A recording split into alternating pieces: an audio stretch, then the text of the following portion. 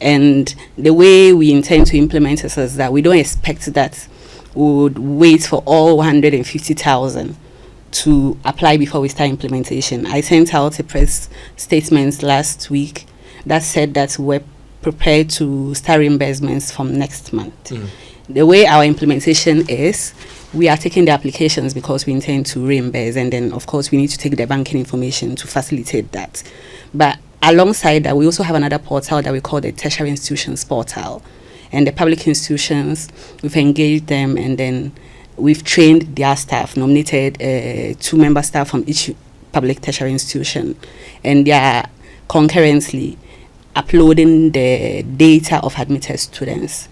So after taking the applications, we're also validating. Of course, I saw you applying, you are not a first year student. So the thought is that anybody can go on our portal and apply, but how do you validate their studentship? It is to cross-reference it against data you receive from schools. So in real time, we are also validating. I mean, wouldn't it have been better to, for instance, before you go, you know that, okay, so this person has admission. So Yes, once please. he clicks in his admission number, he quickly would bring his details and then he goes ahead instead of having to do this and then later on you're now getting the list from the university? Yeah, that's another way to have gone about it, but then there were logistical issues with it.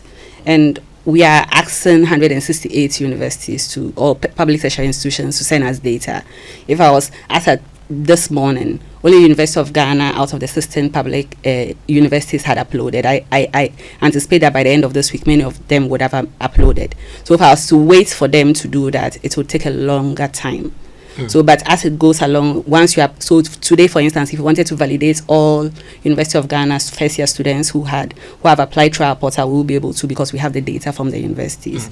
So we can't, I don't think that it is feasible, or it's not going to be very prudent to have to wait for everyone to apply before we start reimbursements. Once we start to validate, we'll start to reimburse. So you start reimbursement in a month's time, right?